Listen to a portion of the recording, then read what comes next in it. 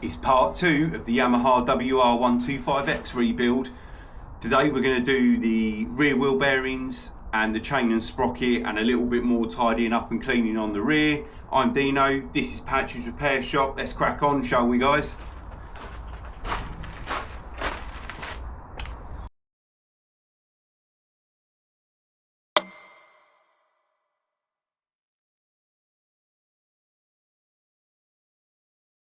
Right, so if you're attempting this at home guys, I've got it up on my stand, so you need the back wheel off the floor. I've already cut the chain off last week.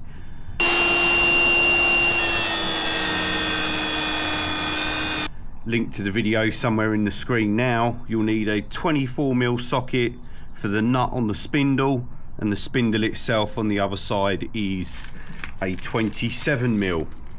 I've said it before and I've said it again.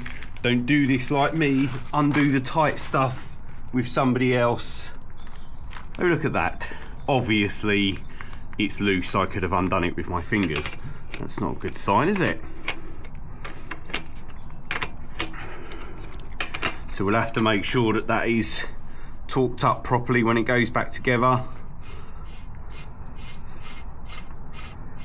So in this instance, doesn't matter that it was on the stand, so nut off, there's a little adjusting plate there, everything needs a bit of a clean, and then hopefully that's not seized. There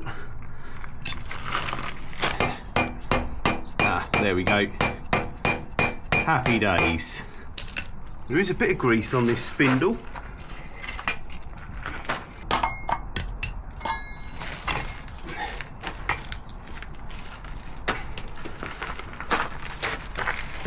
That's one rear wheel out.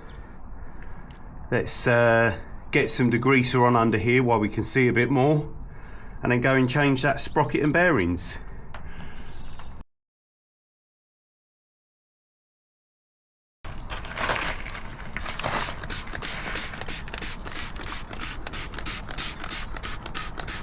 I know we done this at the end of the last video, if I can see a little bit more now.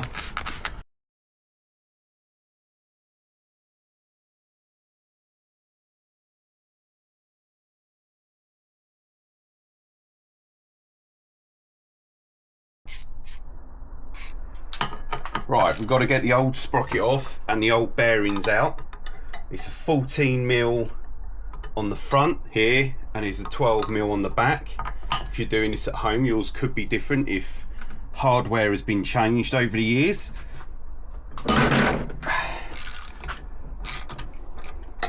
They were definitely done up. So let's just crack all of these off.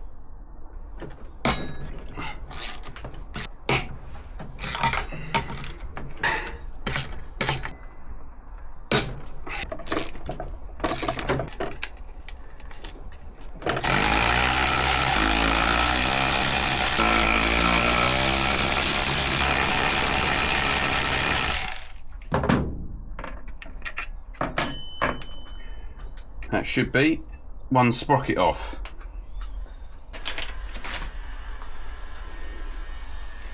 So, new sprocket, excellent, that fits, that's correct. 53 teeth, which is what the old one was. So we're all good there.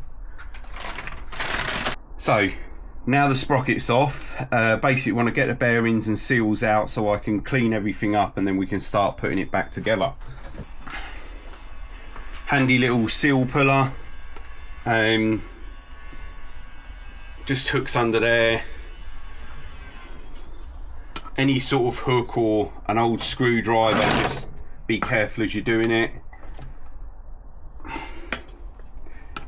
We can just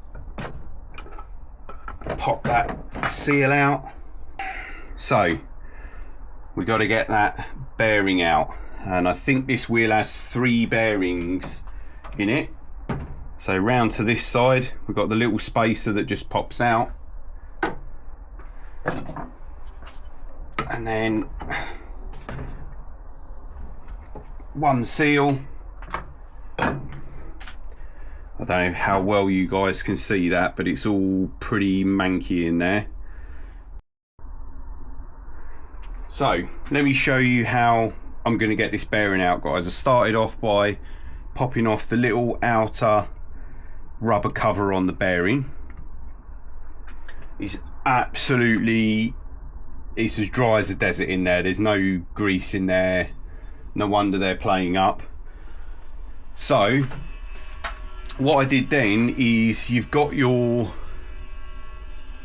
inner and outer race of the bearings, and then you've got your bearings which are on like a track, if that makes sense. I just used a very small punch that I thought I had here. I haven't. I just knocked the inner bearings out, basically. They're really soft, it won't take a lot. Once you've done that, you can use a little tool like this, which has got like half a ball on the end. You pop that in there and turn it, and that is going to grab the inner and outer race of the bearing. Okay, so if you haven't got one of these sets, it's well worth getting yourself one. They're really cheap, like 20 quid you can get one of these sets for.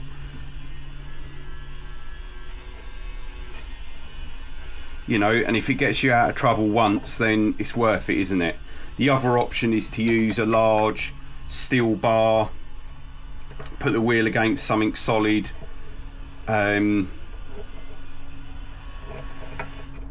knock it through from the other side. That's not always the easiest way to do it though, and you may end up damaging the wheel. So this way is often the better way, as I fiddle around with it.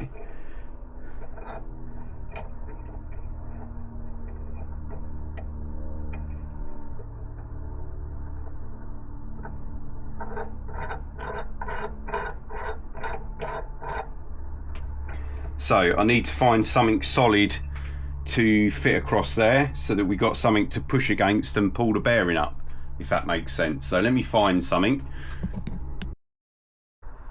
So we're all set up and ready to press out. I've put a bit of pressure on it, it's tight. Let me give you a little tip, like the inside of the hub here, where you're about to pull the bearing through, give it a clean out first, so that you're not dragging all the muck through. You're always going to drag a bit of muck through, but try and make life a little bit easier for you. This does feel like it needs a little bit of heat, so just going to warm it up a little bit. It's cold in general today as well. Let's give it a little helping hand. If you're heating up aluminium like this, you don't want to turn it to a puddle of metal. So if you are concerned about heating up aluminium, use a matchstick, rub the matchstick on the aluminium, you know, like the bit you strike, and then when that disappears or turns black, if my memory serves me correctly, you know to stop heating up the aluminium. I think that's right. If it's not, I'm sure you guys will let me know in the comments. It's been a little while.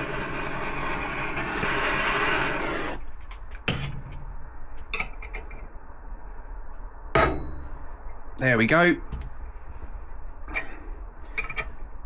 Little bit of heat, always your friend.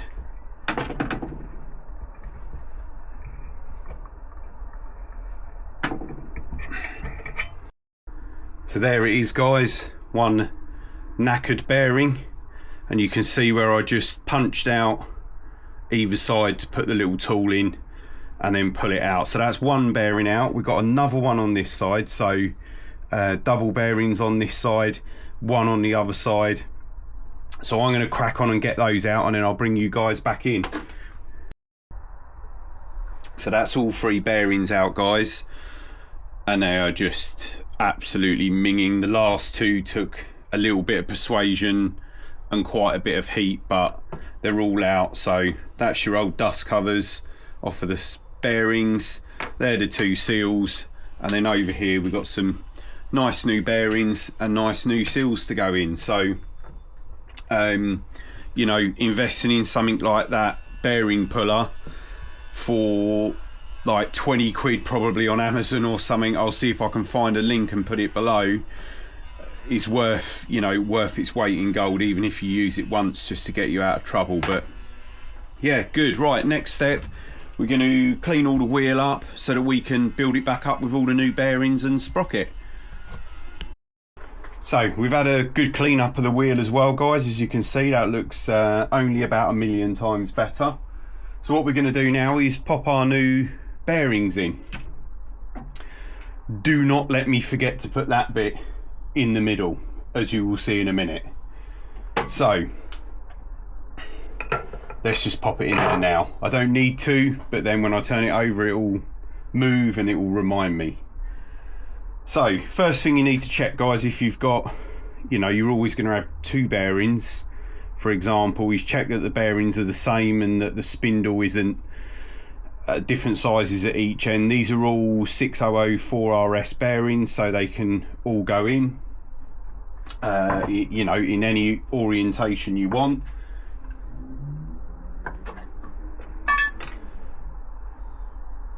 So just to help life along a little bit, I've cleaned out in the middle. You don't, these are a sealed bearing, you don't need to grease them, but just to help us out a little bit. So I'm using a bearing driver and I'm using one of the anvils the other way round, so because this has got to be driven all the way down inside here. So where's my boshing stick?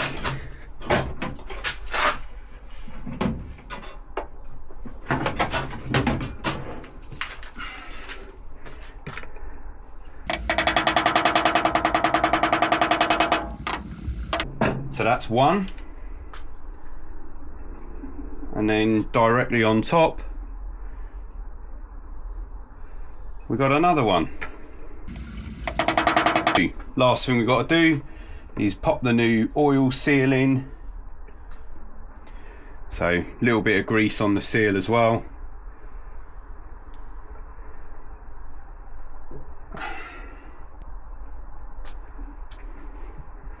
Shouldn't need to bash the hell out of this too much.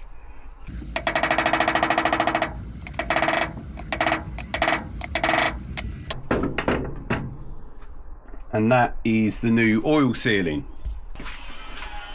So these are the spacers that go in when we're putting the wheel back together. No need to put them in now. Let's just check that, I don't know which one goes which side, but let's just check they both fit, and they do.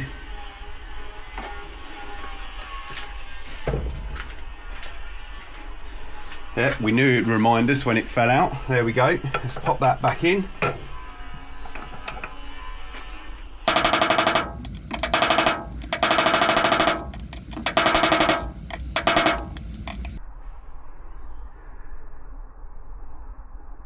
So that's the last bearing. Again, let's get a new seal in.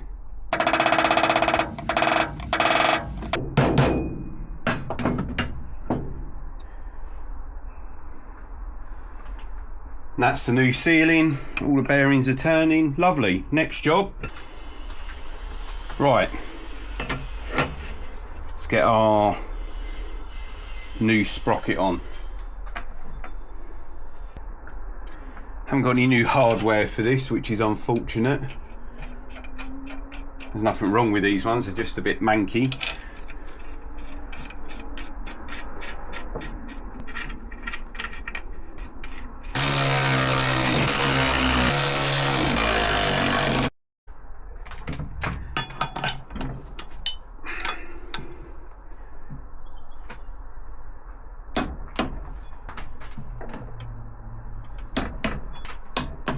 These are 35 Newton meters.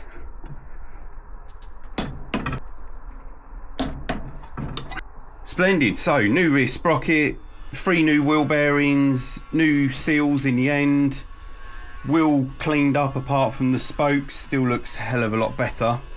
Let's get it back on the bike, shall we? So before we go ahead and pop the rear wheel in, I've had a good clean up. It really needs to come off and have a repaint, but again, how far do you go? You know, it's just a little commuter bike, isn't it? But if it's cleaned and greased up and we're happy. So first thing we're going to do is I've gone ahead and put some new nuts and washers on this adjuster. This has to fit in the end of the swing arm like this. So we're going to whack a load of grease on here.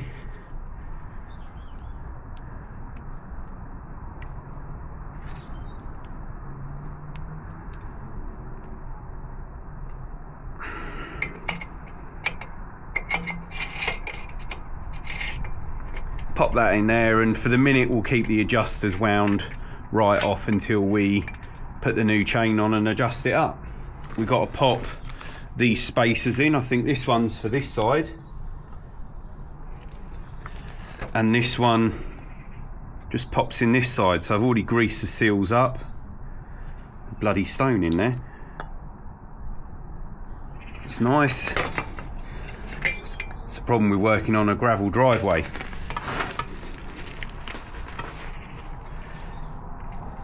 So at the same time we're going to pop the rear caliper over. We're somewhere close so we can get the spindle in. So got to pop the little plates onto the spindle before you pop it through. Just going to pop some grease onto the spindle.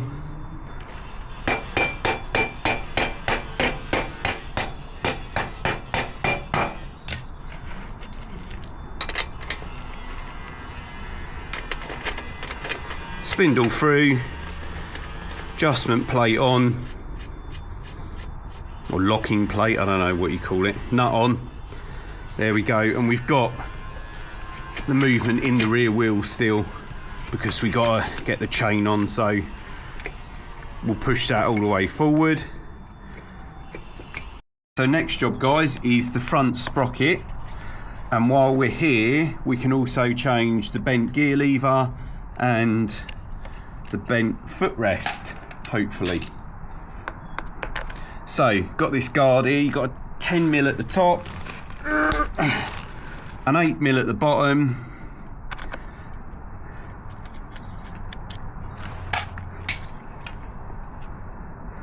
so that obviously needs a clean up. And then we got the sprocket inside here, so I'm just gonna, geez, look at that.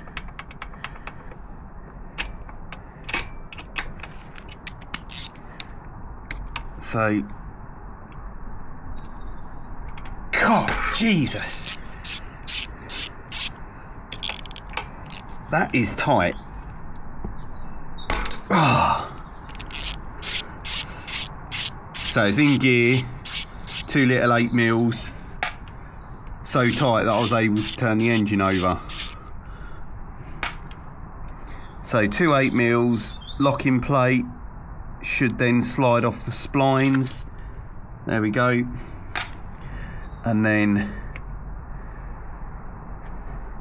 one absolutely knackered front sprocket. See the shape of the gears, or the teeth if you like. That's better. So we're on the gear lever now, guys. Little 5mm Allen key at the bottom.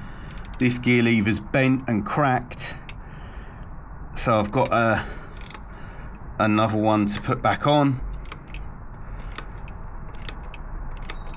I mean, that bolt's tight and that's flopping around on there, so let's hope this isn't about to cause us a world of pain. Let's get this bolt out.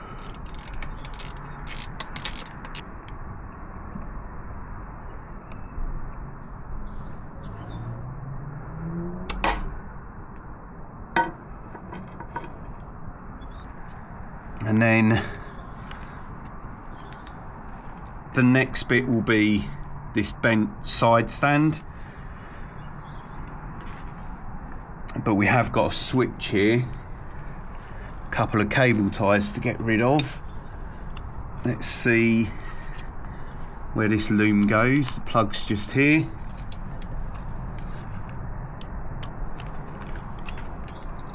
So we need to reuse this switch, so we need to cut the cable ties and get what looks like a 14mm to undo that.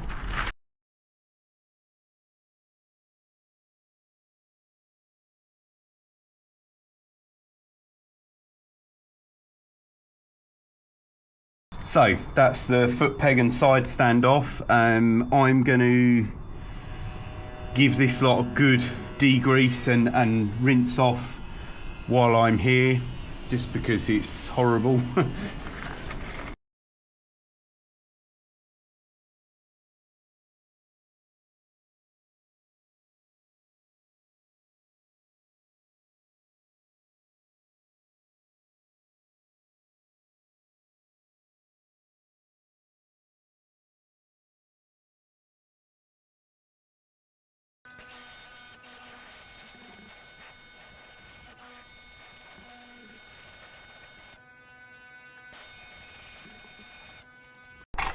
Right, let's get all this switched over. Got two tiny little, what look like 3mm Allen keys.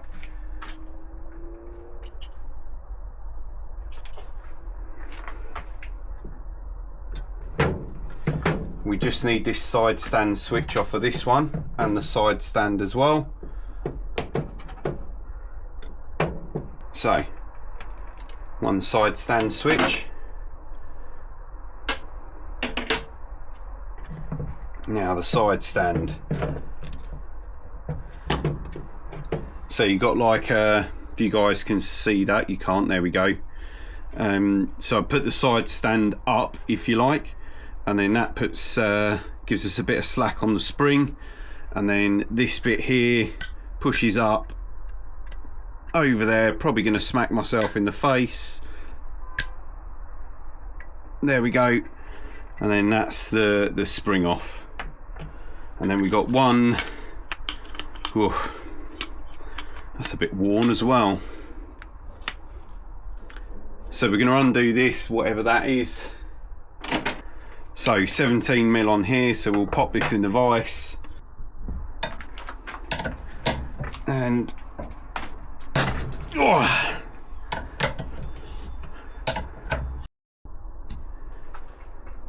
So let me show you what's going on here, guys. So this is where the side stand was bolted in. The 17mm nut came off, but the bolt was stuck in the middle, and I had to give it a bit of a hard time to get it out. Now, in the middle of this, because this is like a constantly pivoting point, is that the right way to put it? A constantly pivoting point. Anyway, you get what I mean. Yeah. That's flopping around like a pencil in a bucket. So that's why the side stand felt all horrible. If you have a look at the one that's going back on, there's no play. The steel bush in the middle is nice and firm. So we can reuse the bolt. We're going to just clean this bolt up a bit and give the side stand a bit of a clean up, and then we'll bring it back in and we'll whack it back together. Right, so we're giving the side stand a clean up and the bolt a bit of a clean up. So we're just going to put some new grease on the bolt. Side stand over there.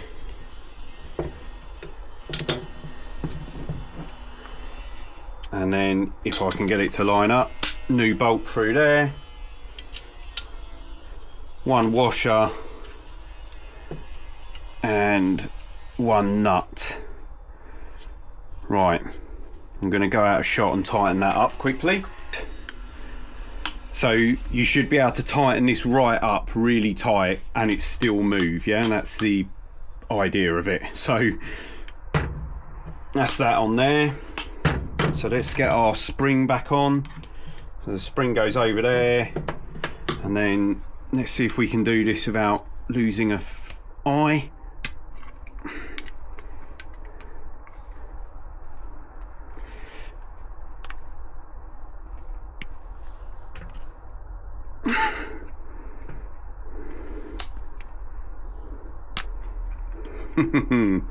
No, I can't, is the answer to my question.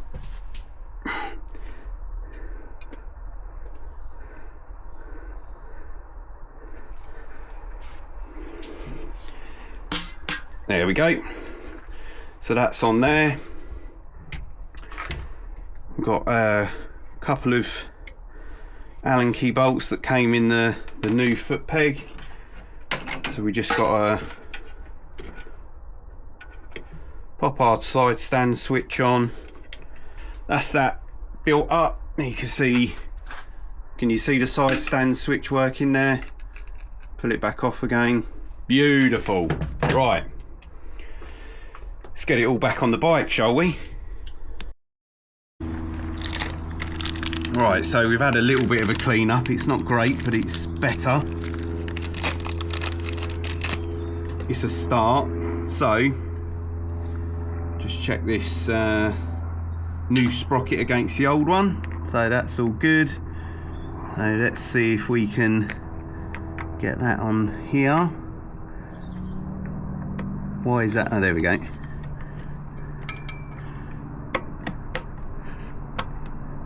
Yeah, so instantly no flopping around like the old one was. And we got the little locking plate that goes over the splines, turns in the gap to stop it coming off. And then we've got our two little 8mm bolts.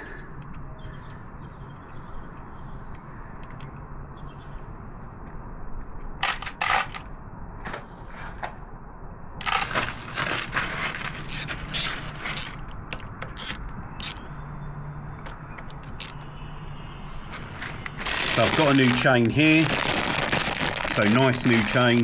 First thing I'm going to do, you've seen me doing lots of Marva bike videos, apart from the time I forgot, is I'm going to measure this up against the old chain to make sure it's the correct length and see if we've got to cut it down first. So I don't know how well you can see that, guys, but there's a roller here, or it's meant to be a roller. There's one up here as well, which is rolling. This one isn't, so I haven't got a new one to put on, but I'm just going to take it off and see if I can clean it up a bit and get it moving. So there you go, you can, I mean, look, it's just covered in crud. So I cleaned it all up and I've re-greased it. It doesn't seem to be a bearing in there. It might just spin around the bolt. If you know, guys, let me know. It's kind of what the top one feels like it just spins around the bolt. It's moving now anyway.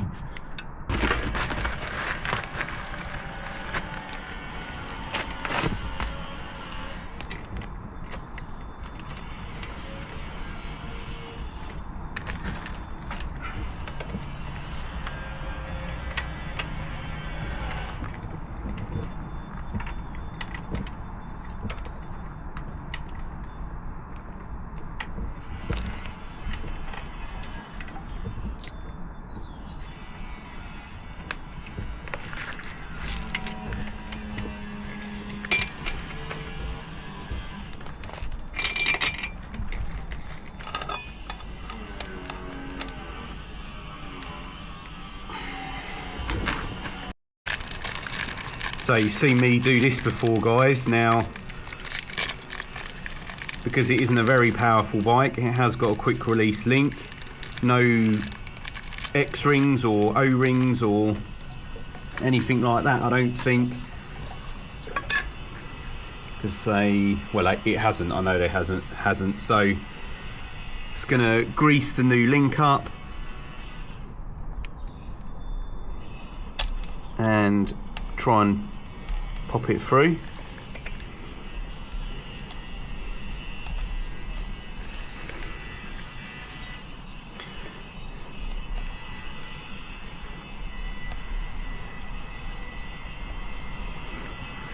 That on there, and then as always, guys, the direction of the clip is in the direction of drive, so the chain is going to be pulling that way. So you want the open-ended end of the clip at the back, okay? Not at the front. And make a huge difference on a little 125. and that just clips into place, and that's done, and we can adjust the chain up now. So we've got to adjust the chain up, guys, and that is best done when the bike has got some weight on it, and it hasn't at the moment. So we're just going to nip these adjusters up.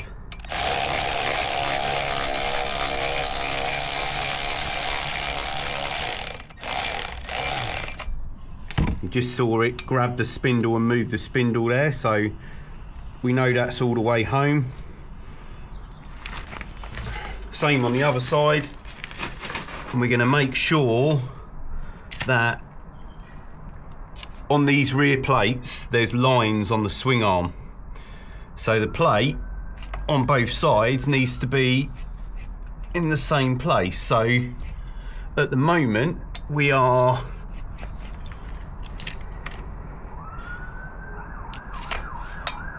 just literally on the third line. So we've done the same on the other side, got it to the same place. That way we know that the wheel is in line, the spindle's straight, and you're not all skew whiff everywhere.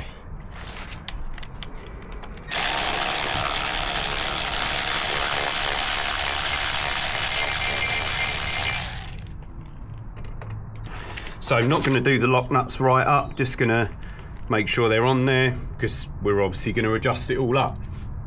Right, that is chain and sprocket, rear wheel bearings done, and everything sounds nice, like it's moving with some grease now, which is lovely. So we're going to torque this up, adjust the chain when it's back on the floor. We've got to put the cover over the front sprocket, and we've got to put the foot peg back on.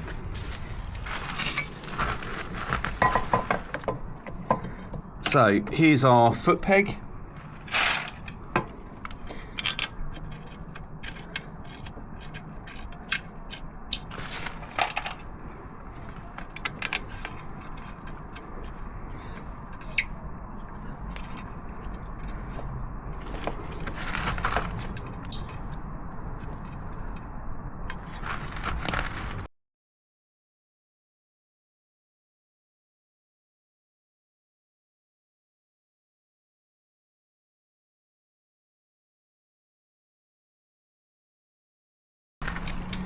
So one foot peg back on.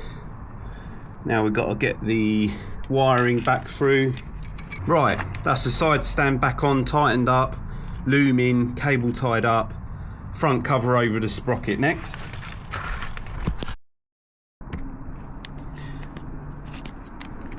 Right, again, apologies guys, the sun's really bad. When you put this back in, make sure that you're not trapping any wires where they shouldn't be, like against the chain. So there is some little gaps for it to go in. So that looks good. Don't forget these were different sizes. There's a 10 at the top and an 8 at the bottom.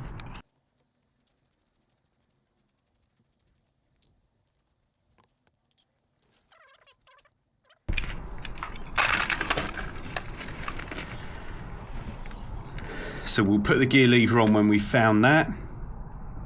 Right, before I take it off the ramp and we tighten the wheel up, what I wanted to do is, just while we're at the rear end, just see if we can get some new bolts in the airbox, because they're missing.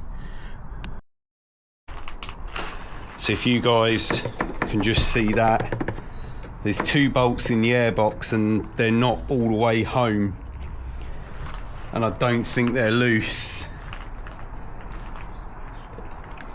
I think there may be something more sinister going on, so I'm just gonna get some new bolts in the airbox.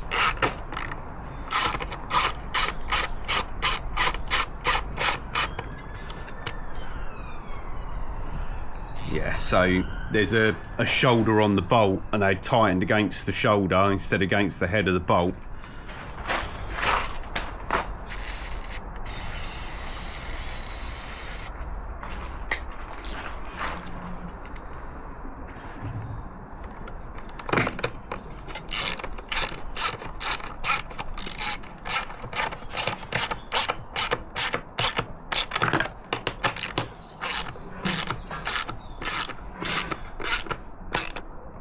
Right, that's better, that's got it.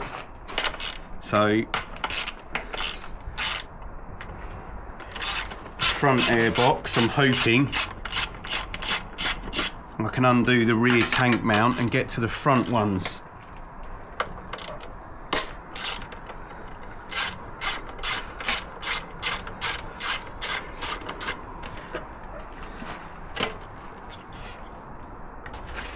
Yeah, so these ones aren't tight because they're not very nice to get to.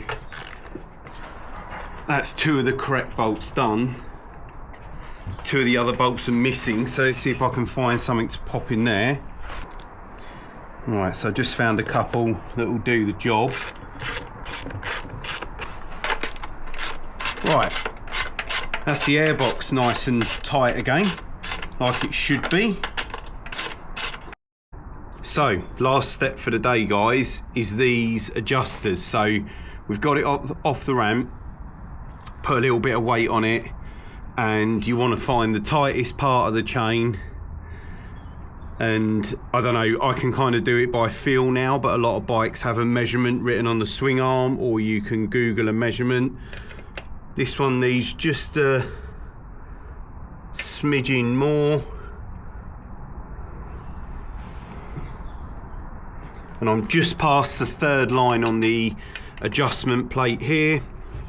So I'm going to go over to the other side, I'm going to put it in the same place, and then we'll just move our locking nuts up, stop them coming undone. And that's that. I always like to give it a run around the block and then double check, but that feels good to me. Let's torque up this nut now.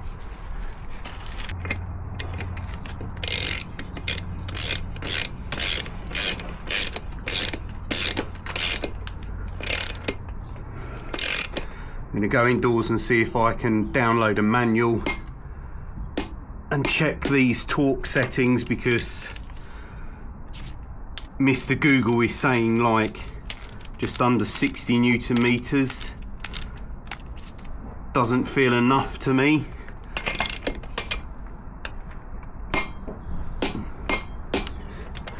So we just tightened it up, and I'll double check the manual and we'll come back to that if we need to. Right guys, that was a decent day's work on the little Yamaha. Chain and sprocket done, rear wheel bearings done, airbox sorted out, some more cleaning done.